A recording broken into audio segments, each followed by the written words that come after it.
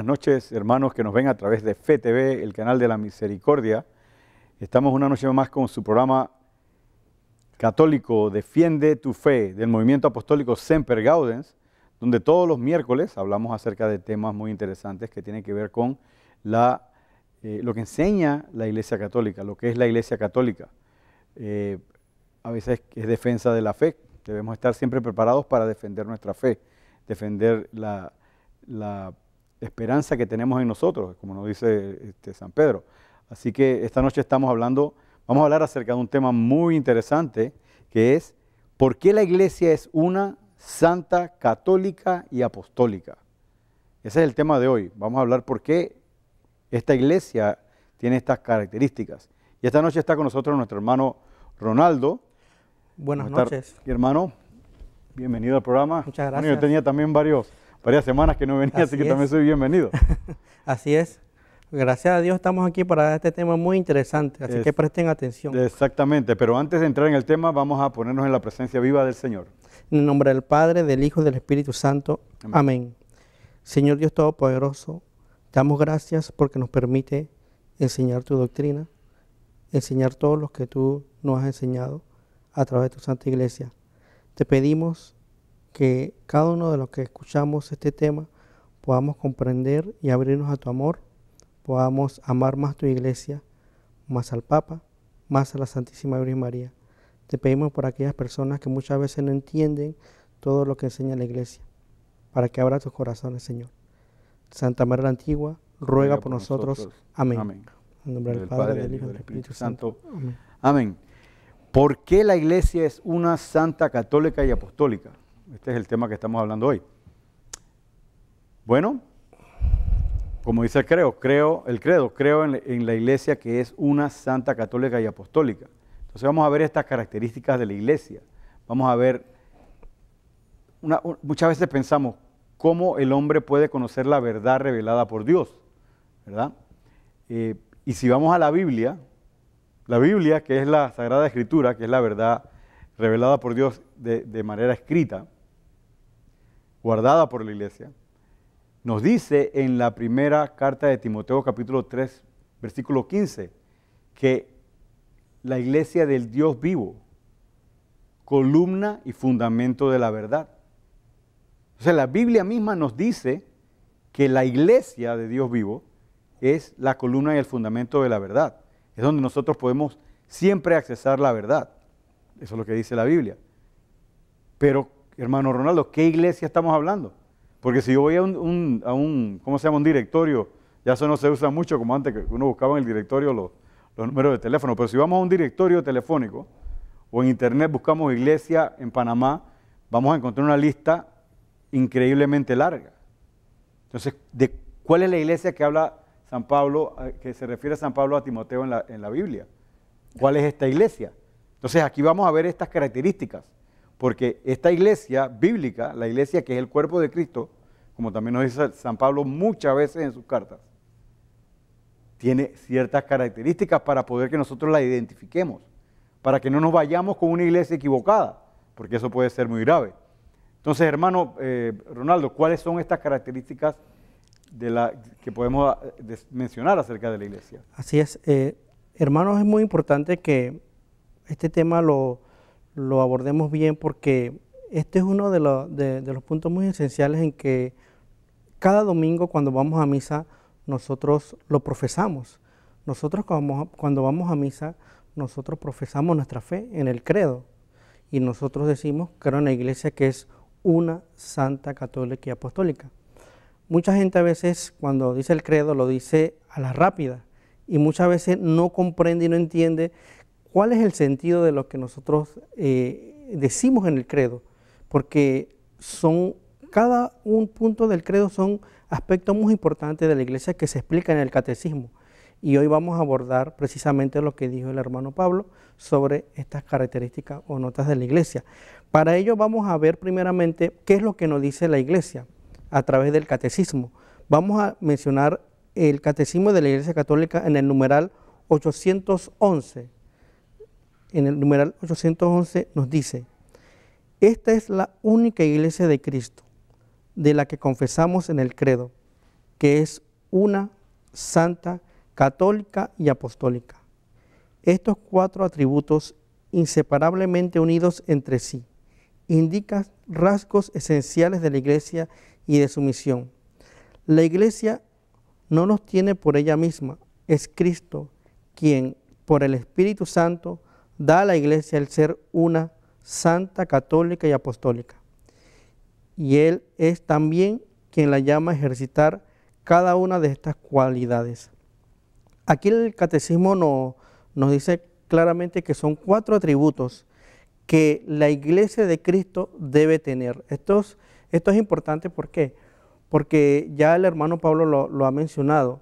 De tantas iglesias que nosotros escuchamos actualmente, ¿cómo podemos estar seguros de cuál es la Iglesia de Cristo? Estas características, estos atributos, estas notas nos indican cuál es la verdadera Iglesia de Cristo. Entonces vamos a ir primero viendo a qué se refiere con esto de características. Esto de características o atributos de la Iglesia se refiere precisamente a esto, a que estos atributos debe tenerlo la Iglesia de Jesucristo. Para poder ser la Iglesia de Jesucristo debe tener estos 4 atributos. ¿Cuáles son estos 4 atributos?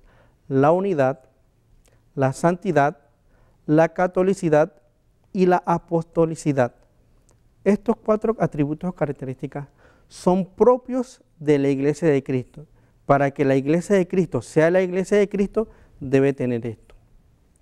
Entonces vamos a ir desarrollando cada uno de estos para que vayamos viendo a qué se refiere la Iglesia y a qué se refiere la Biblia, porque vamos a citar también la Biblia y dónde podemos encontrar estas notas o características de la Iglesia. Claro, porque esta iglesia es la iglesia bíblica, es la iglesia que está descrita en las Sagradas Escrituras. Así es. De ahí es donde viene este concepto, no es que simplemente lo estamos inventando, sino vamos a probarlo bíblicamente como todos los miércoles que hablamos de estos temas.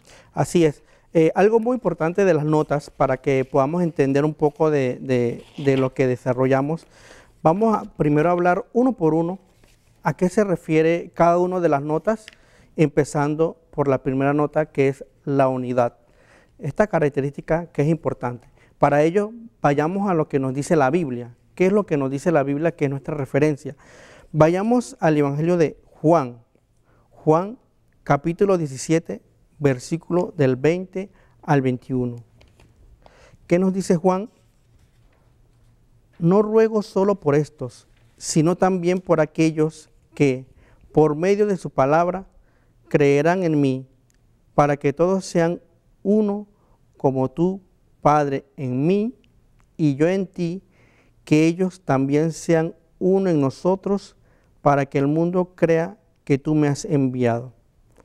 Aquí vemos claramente en este texto bíblico cómo Jesús estaba pidiendo por la unidad de todos los cristianos, no solamente por aquellos que en ese momento se convertían, sino también, como dice la misma cita bíblica, también los que van a creer por medio de la palabra de ellos. Es decir, que Jesús ya estaba hablando de una unidad que debe haber entre los cristianos. Esta unidad lo deseaba Jesús porque Jesús bien sabía que cada persona podía tener un pensamiento diferente, pero Él en su deseo, en el momento de oración, pide por la unidad de los cristianos.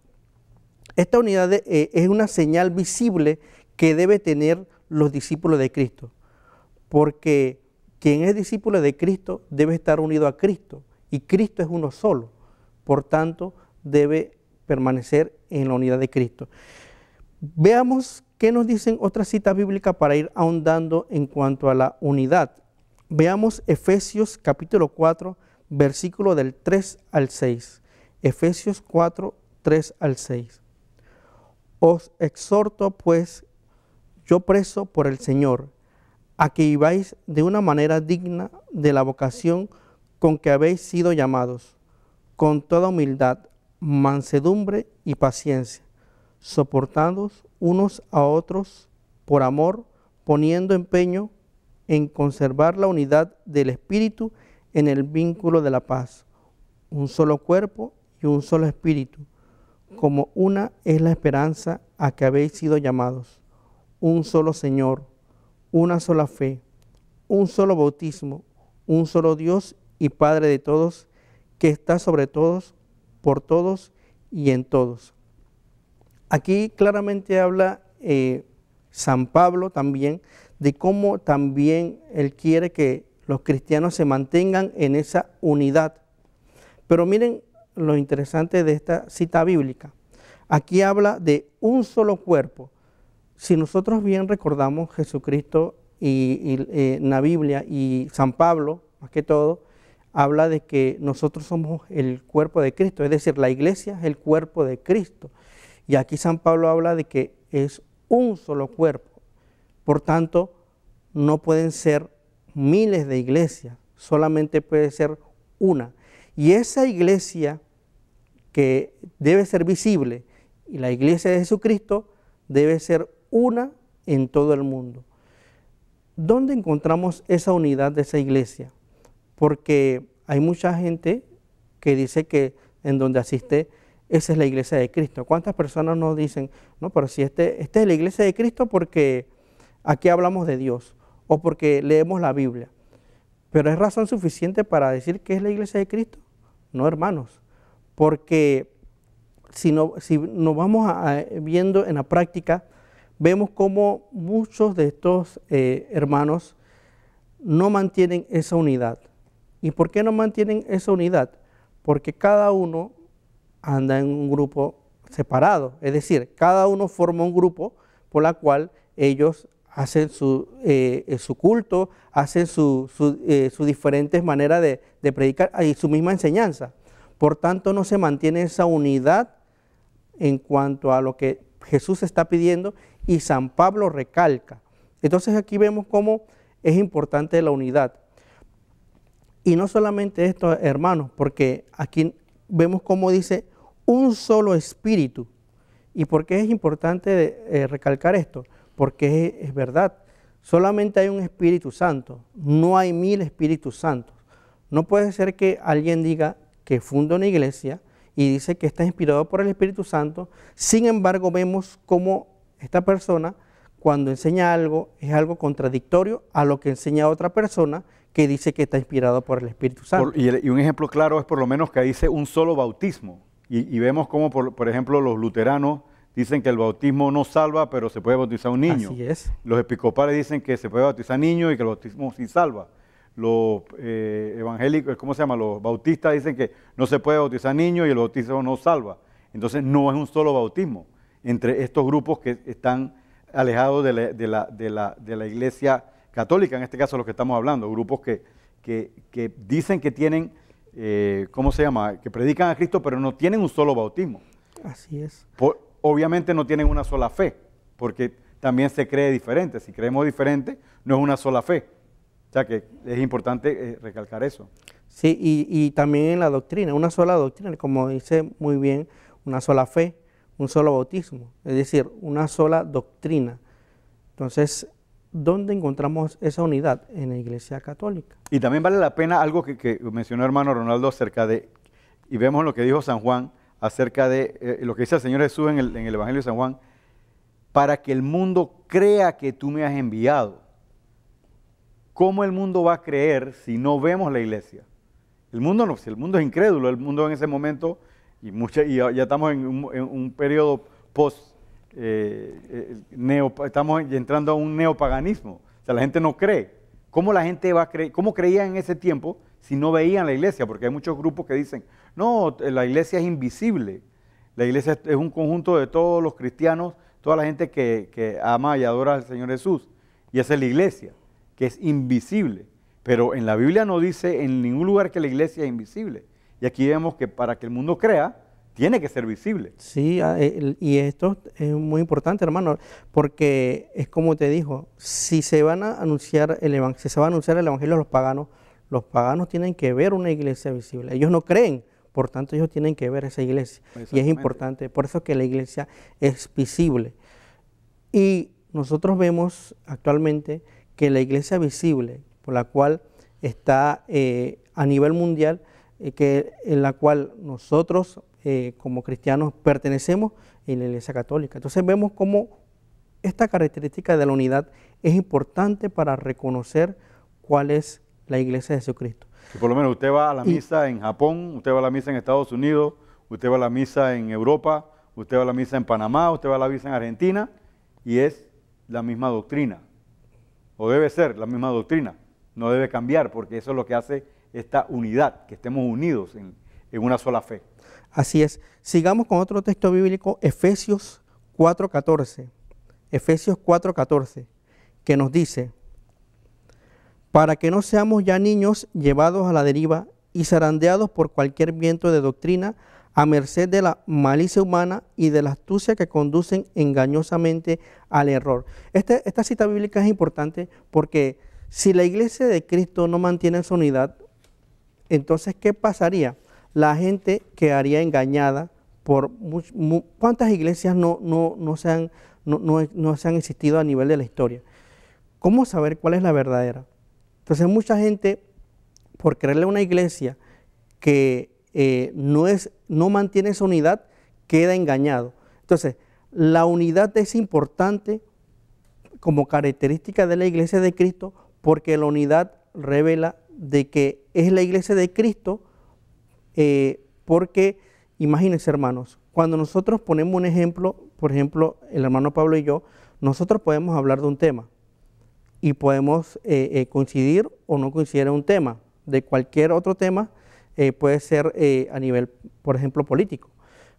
10 personas que hablen de un tema, es muy difícil que lleguen a un acuerdo. 1000 personas, mucho más. Pero sin embargo vemos dentro de la iglesia cómo millones de cristianos católicos mantienen una sola fe. Es decir, es algo que va más allá de lo humano, es algo que va más allá, va a lo sobrenatural, porque mantener esa unidad solamente puede provenir de Dios. Por tanto, vemos cómo la característica de la iglesia de Cristo de la unidad es importante, porque sabemos que esa unidad nos refiere a lo que es la verdad, porque como el hermano Pablo muchas veces dice, la verdad es una sola. Y si la verdad es una sola, debe estar en una sola iglesia que mantiene esa unidad.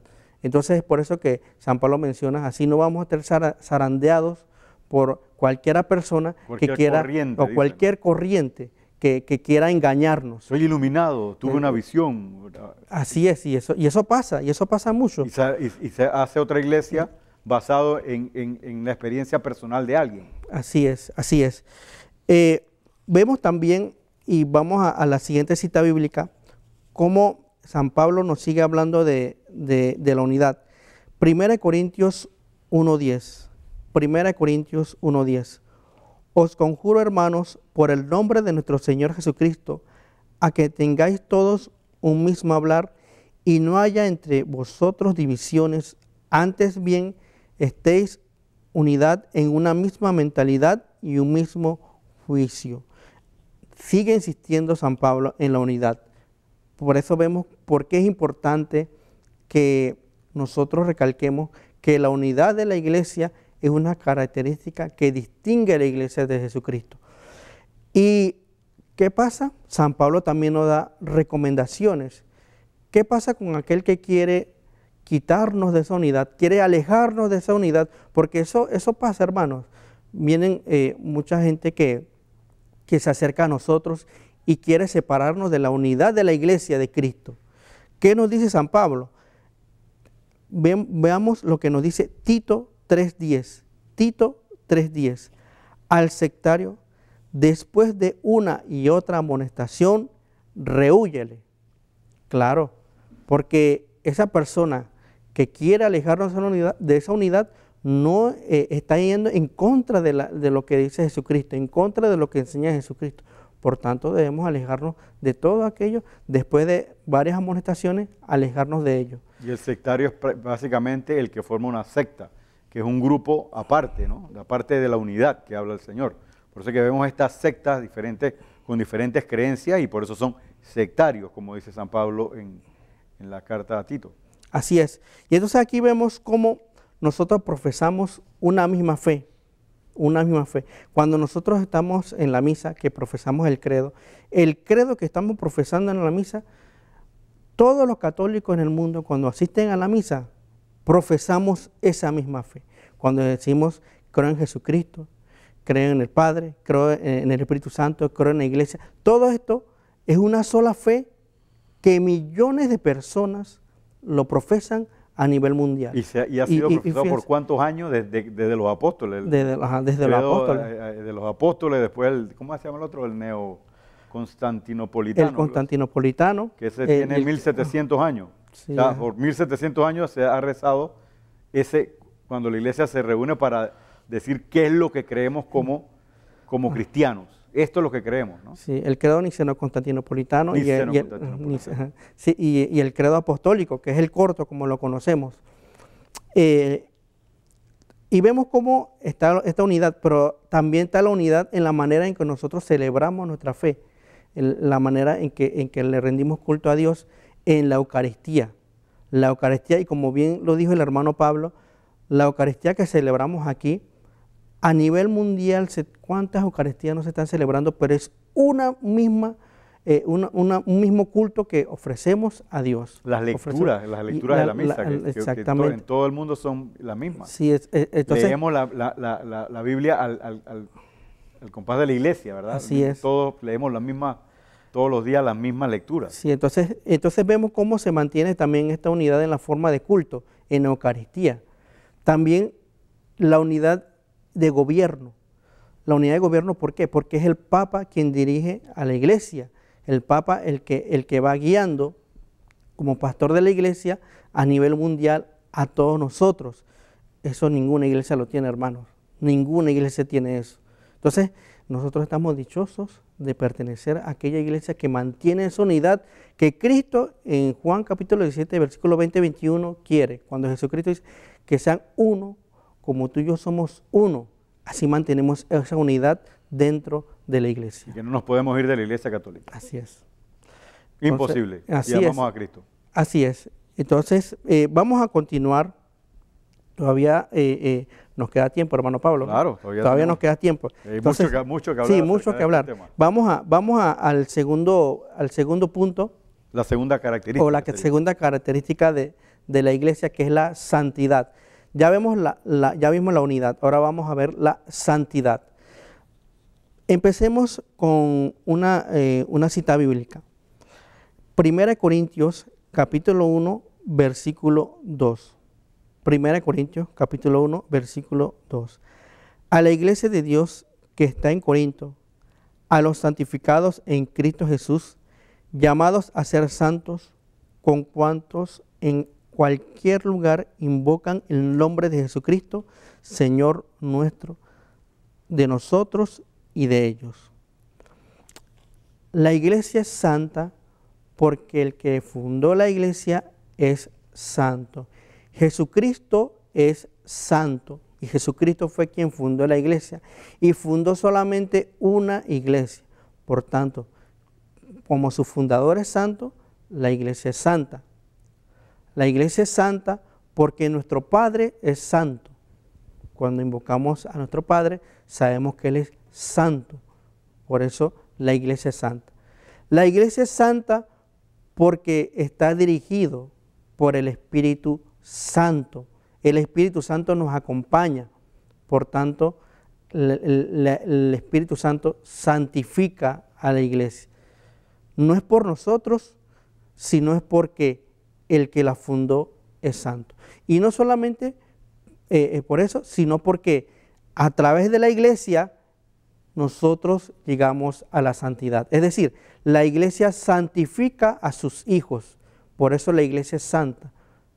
Entonces vemos cómo a raíz de la iglesia, a la existencia de la iglesia, que Jesús fundó la iglesia, nosotros podemos llegar a la santidad. La Biblia nos dice que para poder llegar al cielo hay que ser santos. Por tanto, para poder entrar al cielo tenemos que ser santos, hermanos. Pero ¿cómo podemos ser santos?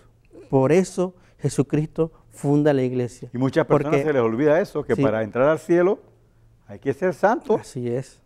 Eso es un reto muy grande, Así es. Es la puerta estrecha, ¿verdad? Ajá. Como dice el Evangelio. Así es. Y eso nos tiene que llamar a la reflexión, hermanos. Y es muy importante este punto. ¿Por qué? ¿Cuántas personas, hasta católicos, dicen, no, yo no necesito la iglesia, yo rezo en mi casa? Y lo he escuchado mucho, hermano Pablo. Mucho. Yo rezo en mi casa, yo no tengo que ir a la iglesia. Pero miren lo que estamos diciendo aquí y lo que dice la palabra de Dios, que para poder entrar al cielo hay que ser santo. Y nosotros nos santificamos a través de la iglesia. Si no vamos a la iglesia, ¿cómo nos vamos a santificar, hermanos? Entonces vemos cómo es necesaria la iglesia para poder santificarnos. ¿Y cómo nos santifica la iglesia? Veamos cómo nos vamos a santificar la iglesia. Primeramente, todo lo que hace la iglesia es para la santificación de sus hijos. La forma en la que la iglesia santifica a sus hijos primeramente es con los sacramentos, hermano. Tenemos los sacramentos dentro de la iglesia.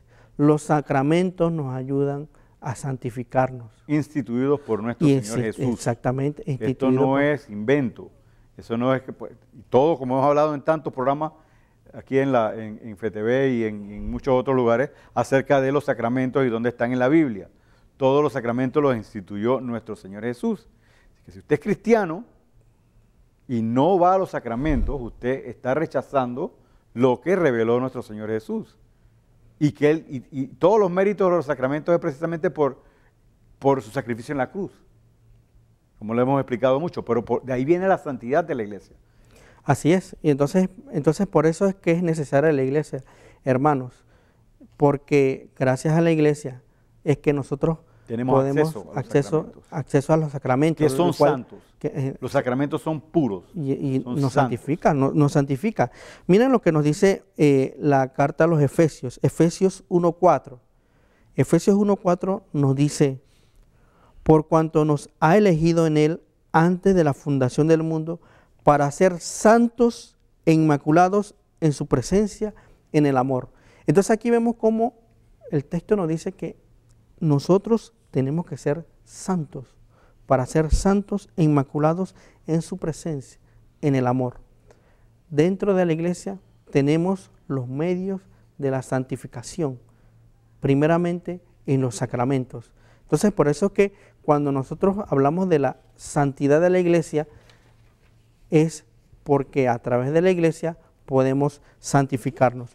Nosotros también podemos ver que en la iglesia los sacramentos, y vamos a dar un ejemplo, nos llevan a esa gracia santificante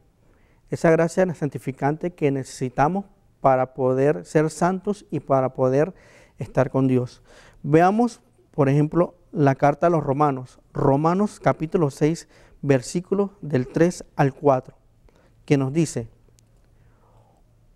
¿o es que ignoráis que cuando fuimos bautizados en Cristo Jesús, fuimos bautizados en su muerte?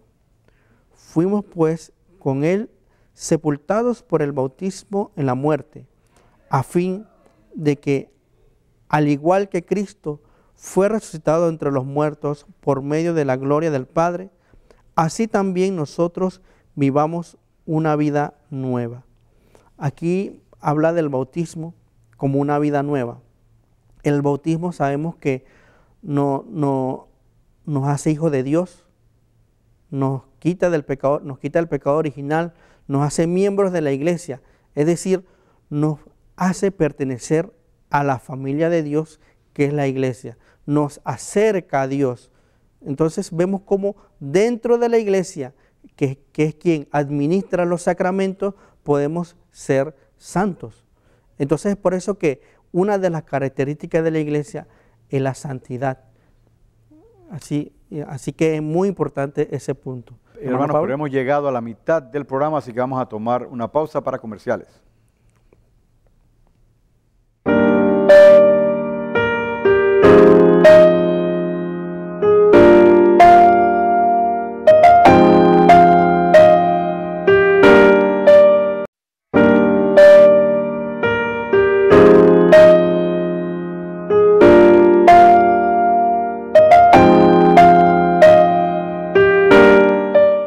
Estamos de vuelta con su programa Católico Defiende tu Fe, del movimiento apostólico Semper Gaudens, y estamos hablando acerca de el tema interesante de hoy, acerca de las características de la Iglesia de Cristo. ¿Cuáles son estas características? Estamos hablando acerca de la segunda característica, que es la santidad, hermano Ronaldo. Continúa con este interesante tema. Veamos otra cita bíblica que nos habla sobre la santidad. Juan capítulo 6, versículo 51, nos dice: yo soy el pan vivo bajado del cielo. Si uno come de este pan, vivirá para siempre. Y el pan que yo les voy a dar es mi carne por la vida del mundo. Esta cita bíblica nos habla sobre la Eucaristía. Jesucristo es el pan vivo bajado del cielo. En la Eucaristía Él se hace presente de manera real. Y Él, a través de nosotros entrar en comunión con Él, a través de esa comunión, cuando comulgamos, Él nos da la gracia santificante. Es decir, que con la Eucaristía nos hacemos más santos. Entonces, ¿cómo esto es de manera importante para el católico? Que la Eucaristía nos fortalece, nos acerca más a Dios, nos hace santos. Y creo que en el versículo 54 dice: el que come mi cuerpo y bebe mi sangre, yo lo resucitaré en el último día. Así es. Está la promesa del Señor. Así es. Por eso es que tenemos que estar ansiosos de cómo comemos su cuerpo y bebemos su sangre. Así es. Y fíjense, hermano, y es algo que nosotros necesitamos porque somos pecadores. Sabemos que somos pecadores. Sin embargo, Jesús instituyó este sacramento en donde Él se hace presente también para que nosotros también nos santifiquemos, porque ya como hemos dicho, para poder entrar al cielo tenemos que ser santos. Entonces es importante la característica de la santidad de la iglesia. Por tanto, si la iglesia de Jesucristo es la iglesia verdadera debe tener la característica de la santidad. Pero hermano Ronaldo, ¿qué le parece? Muchas personas dicen: ¿cómo esta iglesia va a ser santa? Si hay tantos escándalos y hay tantos sacerdotes metidos en problemas y todo esto, y ese es un tema que hablamos en el movimiento, escándalos de la iglesia, ¿verdad? Sí, hemos hablado muchas veces. ¿Cómo podemos explicar así? ¿Cómo va a ser esa iglesia santa si hay tantos escándalos? Sí, mira, aquí en este punto de la santidad, es por eso, fíjense que cuántas veces nos se ha dicho que la iglesia es como un hospital en la cual los enfermos van para allá para sanarse. El tema de que la iglesia santifique es por eso, porque como al ser nosotros pecadores, nosotros nos acercamos a la iglesia para poder santificar aquellos mal que nosotros tengamos.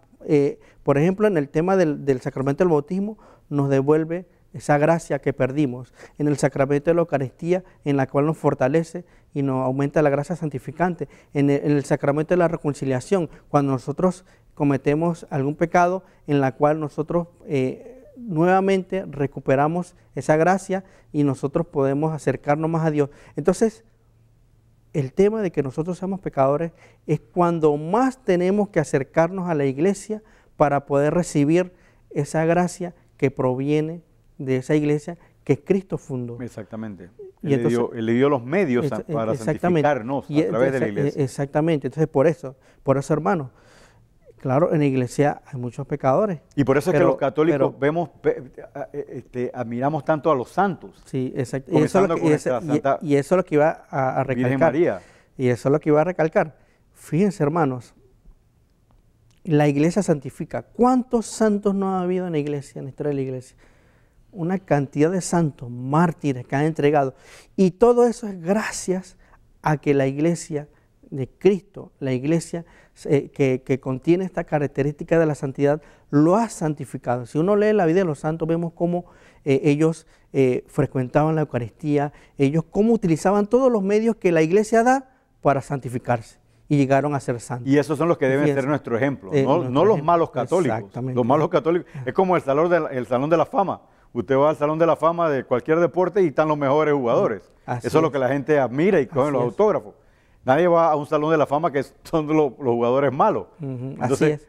Pero ¿qué pasa? Que el mundo, cada vez que hay un católico, y no solamente sacerdotes y obispos, Y nosotros, los laicos, Así es. ¿cuántos políticos sabemos que damos un mal ejemplo? También no estamos viviendo una vida en santidad. Ya Así vemos es. la gente protestando por corrupción y todos estos problemas. Bueno, si viviéramos una vida en santidad y todo el mundo estuviera en gracia de Dios en misa el domingo, el mundo fuera mucho más, Así es. más amigable y más pacífico, hubieran menos problemas y menos corrupción. Así es.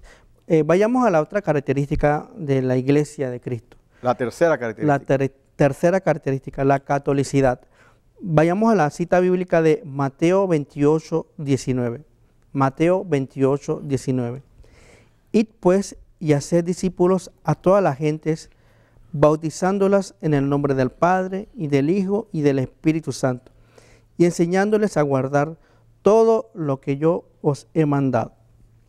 Jesucristo le da esta orden a los apóstoles para que vayan a anunciar el Evangelio. Y ellos se ponen a anunciar el Evangelio. No se quedan en un solo lugar, se van a diferentes lugares, muchos lugares. Si nosotros vemos la vida de los apóstoles, vemos que ellos fueron a diferentes lugares del mundo conocido. Pero aquí hay algo interesante, hermanos. Cuando ellos fueron a predicar y anunciar el Evangelio, ellos iban a anunciar un solo mensaje para todo el mundo. Es decir, no es que Pedro, Pablo, Santiago y todos los demás apóstoles iban a predicar cosas diferentes. No, hermanos, es que Jesucristo es uno solo. Y Jesucristo le enseñó una sola enseñanza.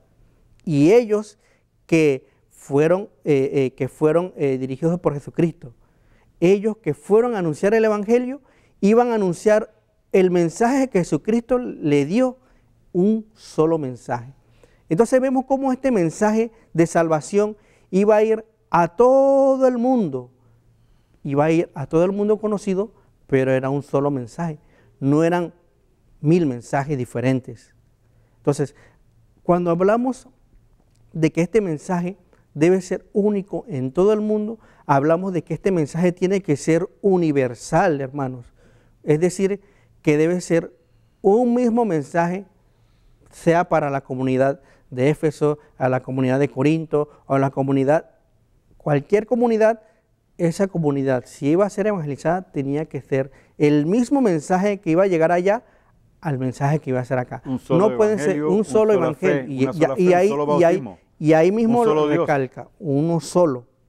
Entonces, cuando hablamos de eso, hablamos de un mensaje de universalidad. Universal, porque la iglesia iba a extender ese mensaje a todo el mundo. Y vale la pena definir, disculpa que me interrumpa, la palabra católico viene del griego kato-olos, que está en la Biblia. Exacto. La palabra eclesia kato-olos está en, creo que de hecho, los Apóstoles, capítulo 9, versículo 32, que habla acerca de que la iglesia estaba extendiendo por todo el mundo conocido en ese tiempo.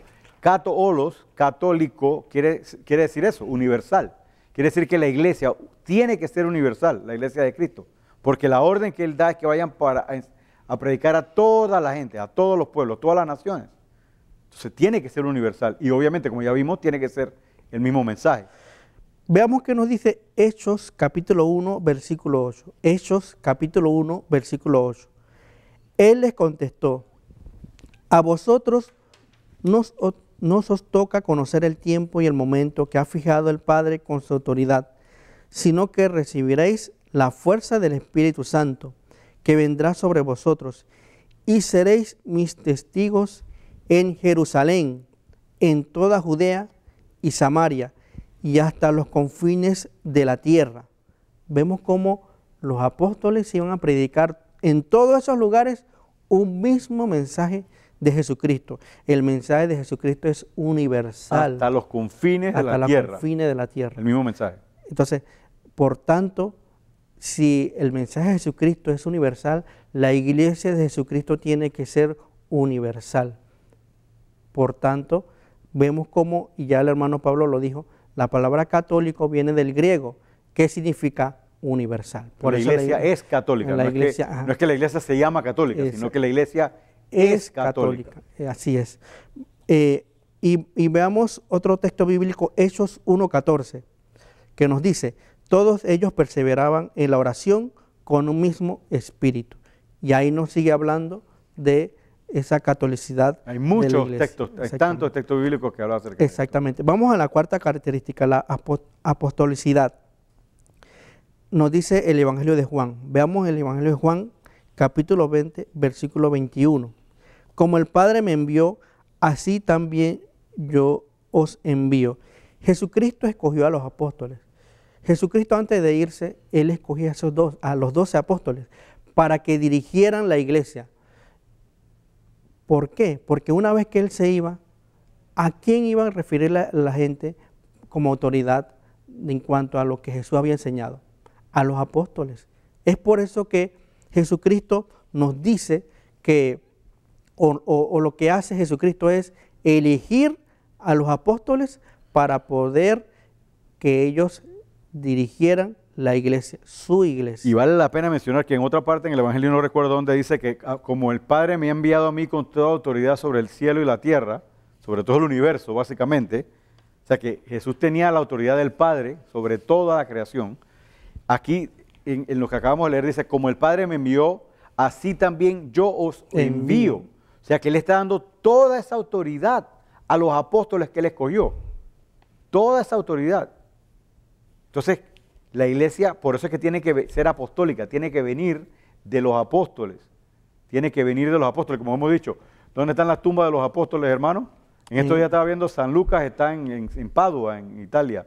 San Lucas, el evangelista. San Marcos está en Venecia, si mal no recuerdo. Y así vemos, San Pedro está en la iglesia católica. La iglesia católica. San Pablo está en San Pablo de Extramuros.